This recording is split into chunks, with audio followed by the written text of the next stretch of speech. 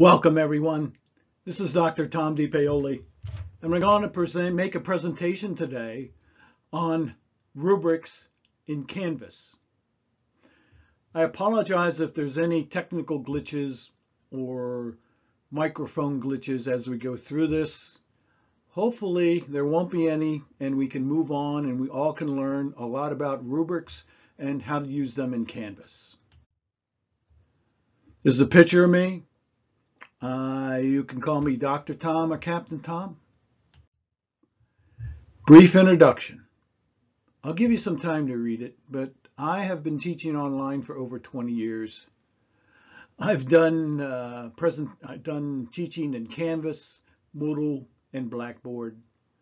I've got 13 books available, mainly business books, on Amazon. And I've also done consulting, re-engineering, and other business practices. As you can see, these pictures are a little bit dated. Here's some ground rules. And again, these are just suggestions. Be open to ideas and suggestions. Be polite and respectful to your colleagues. Participate in any exercises. We don't really have too many here. You do not have to agree. Help me stay on time schedule. There is no retribution. Have as much fun as you can.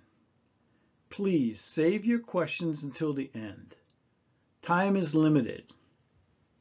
Complete the after training commitments, and we'll get into that later.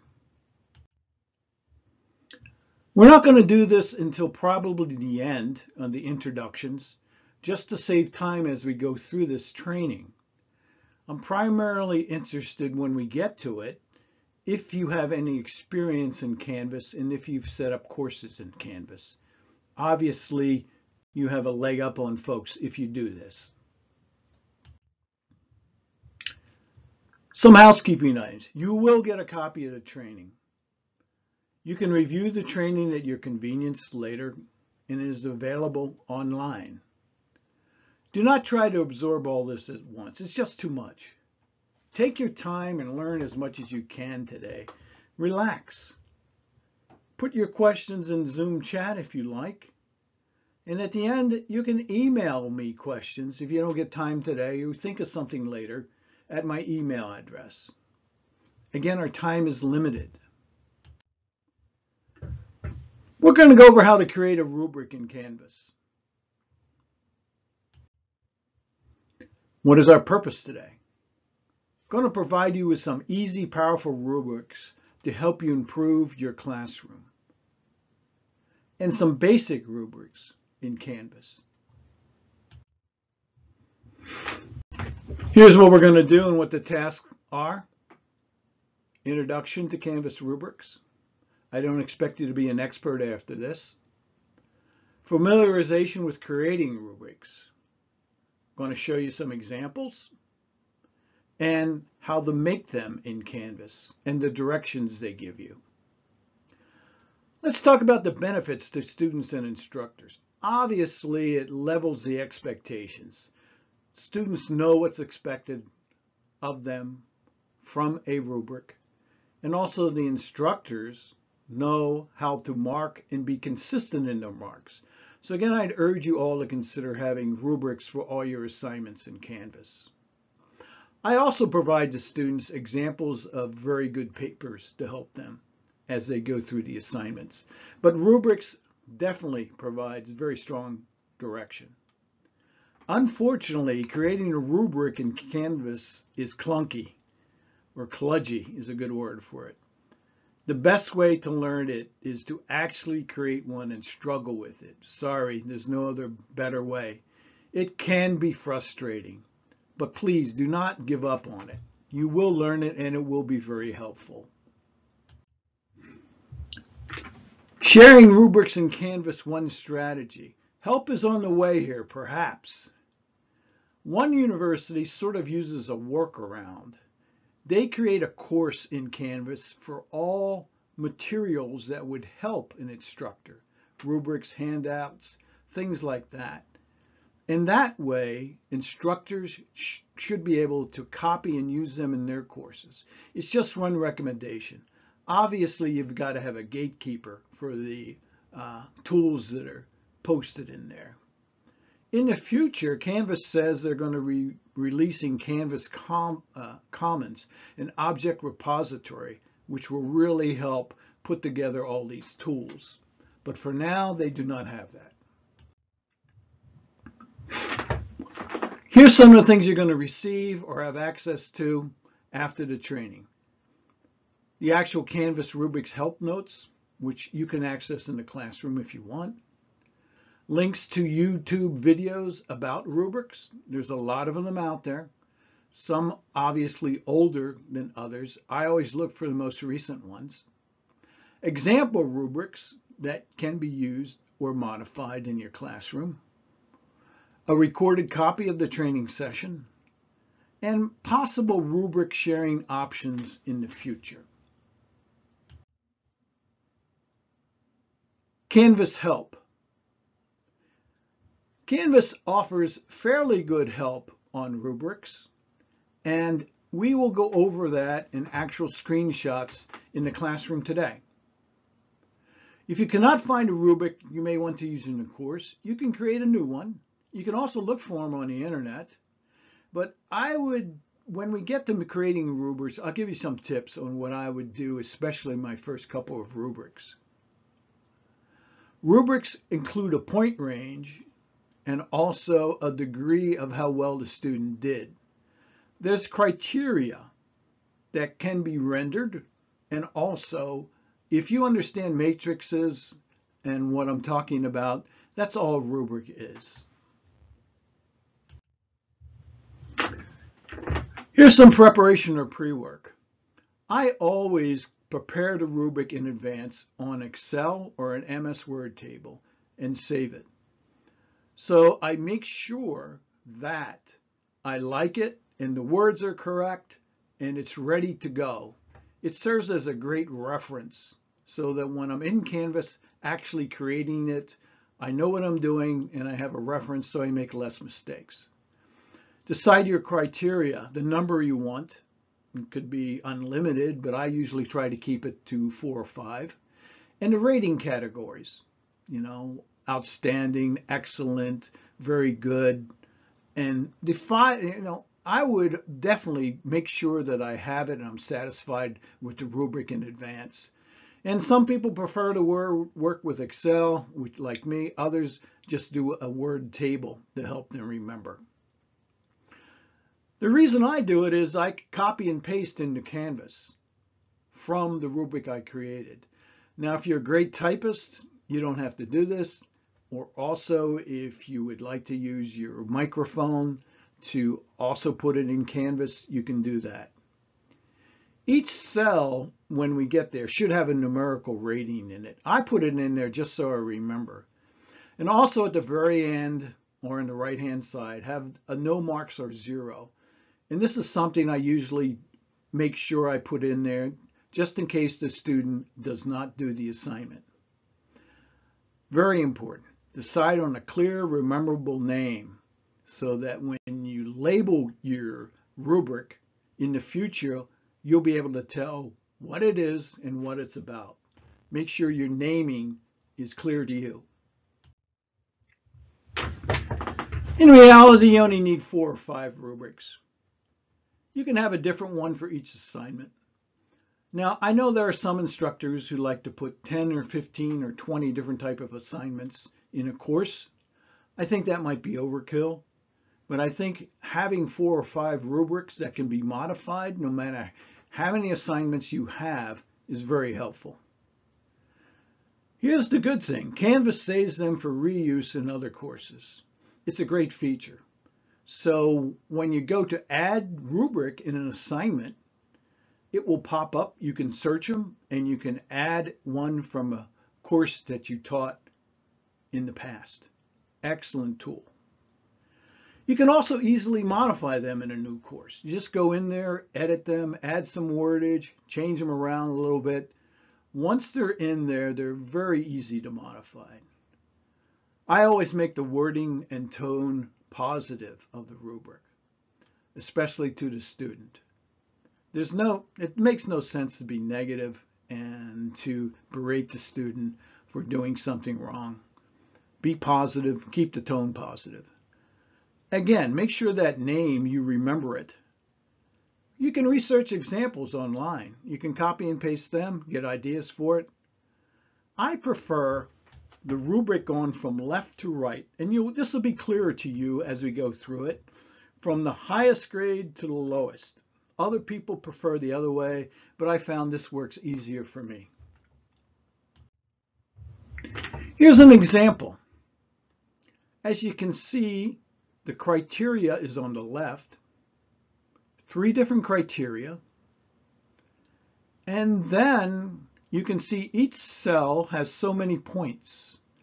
I go from the highest points to the lowest points. And you see that in the points total, you always put the highest, 15, 3, and 2. And you can see the total points, if you have a perfect discussion post, is 20. By the way, in Canvas, it's a little bit different doing a discussion post rubric versus an assignment rubric. Be aware of that. Now, some of you may not like rubrics. You prefer to put comments right into the student's paper, but you can, as you see in feedback, and you see that little balloon there, if you click on that, you can actually put more comments to the student about how they did on a certain criteria. Again, this student did an excellent, and you can see what I did here. When you highlight it, it automatically adds up the points for you. And I'll show you that in a little bit. Also, in every rubric, you have a comment area at the bottom. You can actually add more comments about the assignment there if you'd like to. Again, it's optional, but I always put something in there. It shows the student that you care about their assignment, you actually read it, and you're giving them feedback. Another example, end of chapter questions rubric. Again, criteria, up and down there on the left, and the number of points, and sort of the expectations from left to right. This is 20 points for end of chapter questions. Again, you can add more wordage if you like to each one of the cells to make it more clear, or the expectations leveled so the student knows what you expect. Again, just an example. There's plenty of them out there. End of chapter questions again.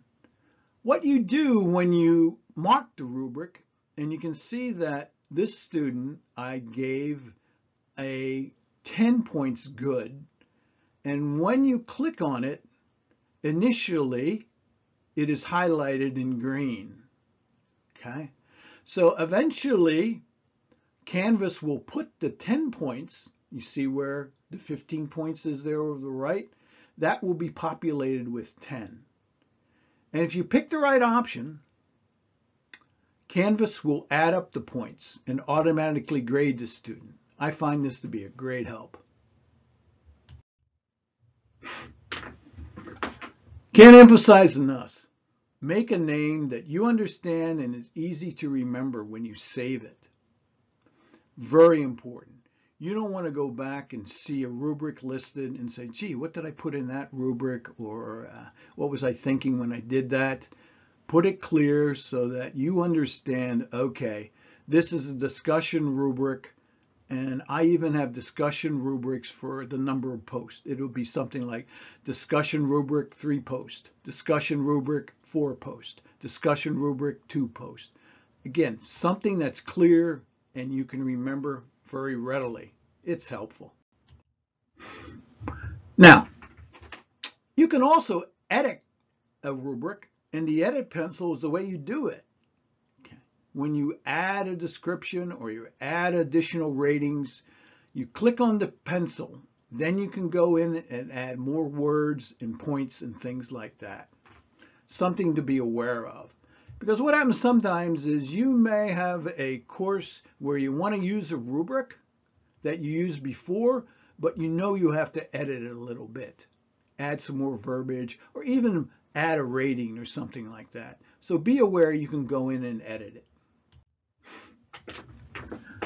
Again, you can give a description of the criteria up top, a brief one, and a long description, and then update it. A long description, a lot of times, is very helpful to the student so they know exactly what you're looking for and what you value and what they're going to get a grade for. So again, it's totally up to you how long you want to make it, but my advice is make it clear to the student. And when you start using these, you can also see that if your rubric is good or not so good for the student, if a lot of them don't understand what you're looking for. Then you go back in and you modify it. One more time, you can see that you can go in and put in edit. Okay, I usually use the suggested full marks or no marks that Canvas can use so you understand it. Again, some people, they go from, remember, we go from the highest to the lowest. Some people use things like outstanding, excellent, very good, good, no marks. So again, it's totally up to you what verbiage you use. Just make sure that you understand it. Again, here is something that is very useful. Make sure that in your example that you have ready ahead of time, the points match in each criteria and the total points match, right? You can add more ratings. That's the way you do it. See the plus sign? This is where it's a little clunky. You have to play with it to make sure you get as many ratings as you want and make sure they're lined up and that sort of thing. You can see here are some different headings for the ratings you can look at. Ideas and contents, the criteria, and you go full marks, proficient, approaching expectation, needs work. Again, it depends on you and what's clear to you and what you think is clear to the students. Again, we're trying to get expectations leveled. This happened to me the first time I did it. That's why I'm adding it in here. Make sure you save the rubric. Create rubric down there. Because if you don't, it is lost. And all the work you did, and all the futzing you did, and all the clunkiness you did is gone. So make sure you save it. Here's some options that I've never used, but they're there if you want to use them for you. Free-form comments, remove points, things like that. I usually do not use these. I like the format of the rubric as it is. This is the critical one. This is where you get auto grading. If you want auto grading, and I think all of you do, use this rubric for assignment grading. Then when you go into speed grading and you actually use the rubric, it will automatically grade it for you. It does the math. You don't have to worry about that. There is another way to create a rubric in Canvas. When you go into the classroom on the left-hand side, you'll see something that says Rubrics, and you can click on it. This is if you want to add a rubric or if you want to do 4 or 5 rubrics at once. As you can see, the next step, add a rubric up there. Same thing happens that we went through before. Have to know what criteria is, what your ratings and range is. Again, if you've done this ahead of time in Excel and you can see it, and by the way, I always print them out so I can look at them as I'm doing, it makes it much easier. And again, when you're all done, you see this create a rubric. make sure you save it. One more time about the deliverables to help you today. Canvas rubrics, help notes, there's plenty of them out there. Lots of videos of varying quality about rubrics.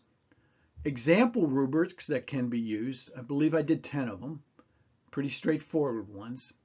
Recorded copy of the training session, which you'll get to view. Possible rubric sharing options in the future. Again, that's something that the college has to figure out what they want to do and if they want to share them. I found that one of the strengths of a small college or university is the camaraderie between instructors and professors. And I would urge you all to share rubrics with each other and the tools you use in Canvas. What are you going to do after training here? Well, I'd ask you can do this. I can't make you do this. I'd ask you to create at least one rubric in Canvas in the next Canvas course you teach. I really suggest you partner up when you create it the first time with a colleague so both of you can sort of learn and struggle with it. I found that very useful and very helpful. Share at least one new rubric with a colleague. Consider creating a department rubric repository. Share Canvas learnings with each other. Plenty of rubrics out there. Understand a lot of courses have special needs and rubrics that they need to do. But again, a lot of them are pretty straightforward and common and can be used in many courses. I urge you, any questions, contact me at my email. Thanks for your time. And I'm going to actually do this a little bit in reverse here. If we have time, we can talk a little bit. Each of you can go. Your name, work title, why you are here today, and the critical thing, do you have any experience in Canvas? I come from obviously a high level of experience. I have experience in Moodle, which is very similar to Canvas, and Blackboard. And when I started in Canvas, many of the things that Canvas did were extremely similar to Moodle. One thing about Canvas is that sometimes things aren't always obvious and you sort of have to hunt for the button and make sure that you're doing the right thing. I also make sure that I save things, and because when you do a lot of work on them, you certainly don't want to lose your work. Just my opinion of Canvas. I've got extra slides that I don't think we'll go over now. They're screenshots from the Canvas classroom, most of them. There's also an actual link of training that you can do if you'd like. It's optional. A transcript is available as you do it. I do apologize in advance for any errors. This is not a very dynamic subject. I mean, it's rubrics. Not very exciting, but very necessary. And I find that it really helped me as an instructor. First of all, the expectations of the students were leveled. They understood what I wanted. And I could mark much quicker and give them feedback. And that's what they want. They want feedback. And in Canvas, as I showed you, you could also give commentary and comments on their work. Okay, let's go quickly here. Again, some screenshots. When you get in Canvas, you can see it. A lot of the same screenshots we saw before. And again, thank you for your time and the training. I don't know, this is my company, again, and this is my website, but I truly enjoyed doing this because I really think that rubrics make an instructor's job much easier. And I urge you all to take a crack at it and work together to put rubrics in your courses. Thank you so much for your time. It was a pleasure doing this training. And again, if you have any questions, I'd urge you to email me. Thank you so much.